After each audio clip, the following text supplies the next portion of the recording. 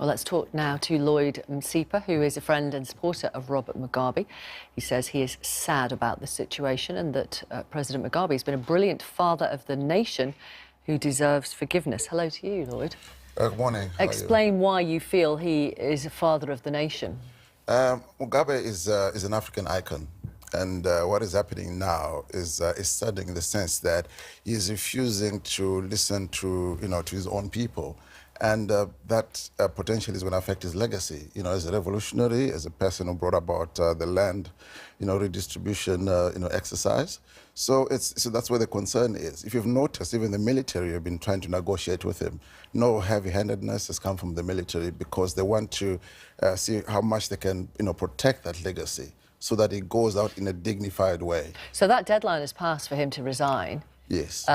40 minutes or so ago now. I mean, we know he is a survivor. He's been in power for 37 years. Yes. And rules Zimbabwe with an iron grip, really. How long can he hang on for, do you think? Well, it's in his nature that, his brain is always working. Is one of those politicians. That's why he's got respect, right across Africa. But at this particular time, he probably understands that he's been rejected by his own military. He has been rejected by the people, and his party has kicked him out. So for him, the writing is on the wall. So what is left now is for him to, to step down. That's what they've been trying to do, over the last couple of days. And it appears that either somebody out there is telling him to dig in, but it's not in his nature to reject, the people's voice. So my concern is that there are other people speaking into him, telling him what to do. That doesn't, sound like the Robert Mugabe that, we know, that we grew up with. That's my concern. That is, this particular scene now is somebody else, pulling the strings from somewhere. And like who? Well, I'm thinking probably, somebody like Walter Msipa, his foreign minister. He's out there as well. I understand he's been talking to the Council of Ministers in Botswana. And you got Patrick João. He's also been very vocal on the media. So they still got access to him through, networks, because we cannot jam, mobile communication or anything. So somebody somewhere is speaking into him, is telling him, to dig in. Well, it could be his wife. It could be his wife. But potentially, see, these people are going to cause potential anarchy. Because as long as this thing draws out, we get into a place where the people are going to become impatient. Okay. And what happens after that, it's anybody's guess. I mean, you say he's an African icon. You say he's father of the nation. Yes. People here disagree. How will Robert Mugabe be remembered by the world as a terrible racist, a horrible man, a dictator and a corrupt politician? No, look, I'm not saying he's a saint. He's not a saint. But he's still a revolutionary. He took that country from where it was in the hands of the colonizer and gave it to his own people. And after that, he took the land, something Mandela never did. Right? And then after that, he was trying to do the economy through the indigenization programs and so on. So he is dearly loved by his own people. But at the same time, they feel that he is now an old man. He is no longer in control. He's not dearly loved by all people in Zimbabwe. Well, I think a lot of... Look, not those who were brutally oppressed by him. It will depend what you call love, but there's a lot of respect for him, for what he stands for, the values of the liberation struggle, the nationalistic paradigm, that image that he has portrayed. Okay. That is what, yeah.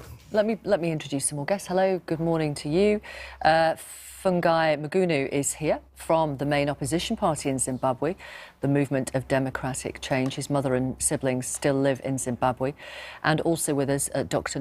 Knox Chitio, who is from the International Foreign Affairs think tank Chatham House. He's a Zimbabwean who covers Zimbabwe. We'll talk to two people in Zimbabwe in just a moment. OK, what do you think, as an opposition politician, is going to happen next? Mugabe has been kicked out by his party. It's time for him to go. And Mugabe... But he's still there? He's still there. He's oppressed us for the past 37 years. I hear my fellow saying that he is the father of the nation. No, he's not. The man is a dictator. The man has oppressed us. The man has ruined our country, Zimbabwe. He has made most of us here in the UK run away from our country, Zimbabwe. We were forced to leave our country, just like what he did to his former Vice President, Emerson Mnangagwa. So what we want is, we want him to go. And what we want as the Zimbabwean people, we want a transitional government that is all-inclusive of all the political parties and all the civic organizations. And what we're also demanding from ZANU-PF is that they do not sideline the opposition like they did before. Okay. So what we're also looking for is we're looking for a brand new voters' roll. The voters' roll that ZANU-PF has been using to rig the elections for the past 17 years. We should do away with it. We know that on that voters' roll, there's over 1 million dead voters there. So we want a new voters' roll, and we want the transition government to include in that a new voters' roll. That should be so that ZANU-PF will stop stealing elections. Also, what we want is these elections to be internationally monitored, and they should be free and fair, and there won't be any intimidation. ZANU-PF, we're fed up with them, and Mugabe. We want them to go. What do you think will happen? Well, you know, there's a number of things happening simultaneously. The generals are talking to Mugabe. The party will be talking to him. And there's an impeachment process which is likely to begin any time now. That could take a little bit of time. So he may hang on for a little bit longer. But as everyone is saying, one thing agrees on, the longer this drags out, the more volatile the situation gets. Because what we've got at the moment is a national convergence where everyone, the politics, the military, the people of Zimbabwe agree that he has to go. But beyond that, if it drags out longer, the natural fault lines that are there in Zimbabwe will start to emerge, and it could become a very, very dangerous situation. Let me speak to two residents, one in Harare, one in Bulawayo, Gladys Changa Chirere and Patience Chakanga. Thank you. Chakanga Piri, thank you very much for talking to us. Gladys, what's it like in Harare at the moment with Robert Mugabe still your president? Yeah. So what's happening is coming from the anxiety that people have to get Robert Mugabe to resign or to get him impeached. I personally think that he is not going to come back to be our president, and I don't want to see him coming back. Perhaps what just needs to be done right now, given that he's taking longer, to give in to the demands by the military, I think people just need to go back into the streets like we did on Saturday. And this time around, my encouragement to fellow citizens whom we are mobilizing right now is that let's not leave the streets of Harare until Robert Mugabe goes. I think he just needs to see that it's the masses, it's the people. OK, I'm going to bring in Patience, who's in Bulawayo. But we heard what you had to say, Gladys. You're appealing to people to get out on the streets and to stay there until Robert Mugabe has gone. Patience, do you want the same to happen in Bulawayo? After experiencing Saturday, where everyone came out and everyone was marching for a better Zimbabwe, they didn't care about political parties. They didn't care if you're black, you're white, you're yellow, you're blue. I think everyone is now united for one cause. And I think the best cause for now is a better Zimbabwe.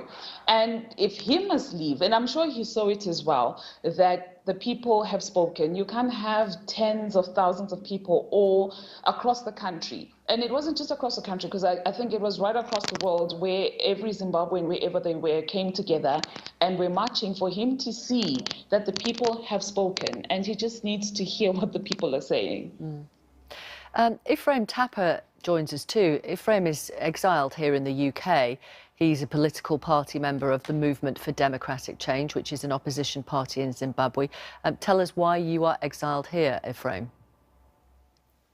Well, thank you very much. I arrived in the UK in 2002, having escaped, in fact, having been rescued from a torture base in Mutoko, and where I had been held for 23 days. Where I did, of course, experience horrendous torture, and on the day that I was that's the day that I was rescued. So I thank God for that.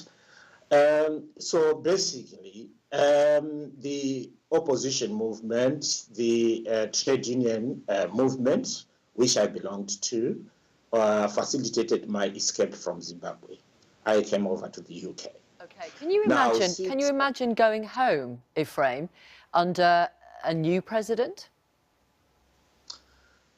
It would be fantastic to go back home under a new president, but I've got my apprehensions with the way things are playing out.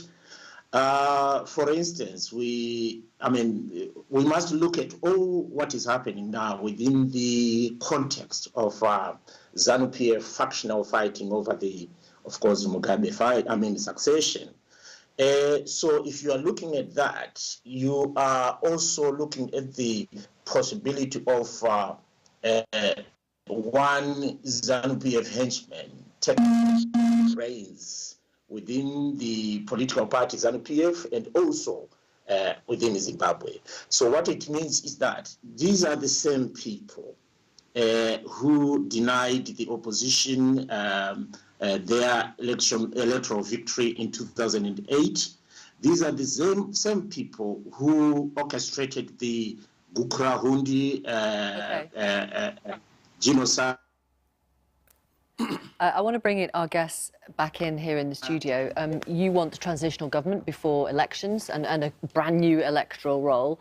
You've talked about potentially the situation on the streets getting a bit more febrile. One guest earlier talks about a descent into anarchy being possible. What if Mugabe steps down or is forced to step down and the vice president steps in? Is that okay with you? Yes, that's what. Let's look at this in its proper context. Whilst we appreciate and value the opposition and every Zimbabwean united in this cause to get Mugabe to step down, let's not forget that the initial premise of this whole exercise was to democratize ZANU-PF, the internal dynamics in ZANU-PF. That's how it started. That's why the military stepped in the first place. So obviously, it has now become bigger than what it initially was thought to be, and we are happy that the opposition are buying into this whole exercise because we now share one common goal. We want Mugabe to step down and, get his replacement, coming in. ZANU-PF has been bottlenecked for so many years. What is happening now is a product of the succession failure. If Mugabe had dealt with the succession issues earlier on, we wouldn't be having this problem. The factionalism in ZANU-PF is a result of Mugabe's intransigence.